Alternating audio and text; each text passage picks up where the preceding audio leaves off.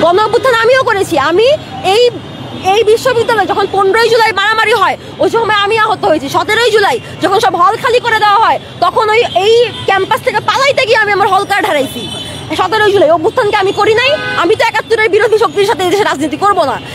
এই দেশ কখনো দাসত্বের গোলামি থেকে কখনো মুক্তি পাবে না। এই দেশ কখনো গোলামের জিঞ্জিরা থেকে মুক্তি পাবে না। আমরা 50 বছর আগে যুদ্ধ করেছি, আমরা এখনো সেই কতভাগ হয়ে আছে, কেউ 71-এর পক্ষে, কেউ 75-এর পক্ষে, কেউ 90, কেউ 24-এর পক্ষে।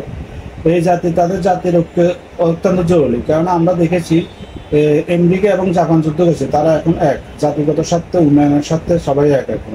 আমরা দেখেছি আপনার ফ্রান্স এবং জার্মানি যুদ্ধ করেছে, তারাও এক এখন, জাতিগত স্বার্থে, উন্নয়নের স্বার্থে। কিন্তু আমরা দেখেছি আমাদের 50 বছর পরেও আমরা কেউ 71-এর পক্ষে, কেউ 24-এর পক্ষে, কেউ 44-এর 90-এর পক্ষে ইত্যাদি। এত ভাগ করতে পারে দেশের কখনো দাসত্ব থেকে মুক্তি পাবে না, আর গোলামের জিঞ্জিরা থেকে আমরা কখনো মুক্তি সম্ভব নয়। তাই আসুন সবাই আমরা এক হয়ে কাজ করি।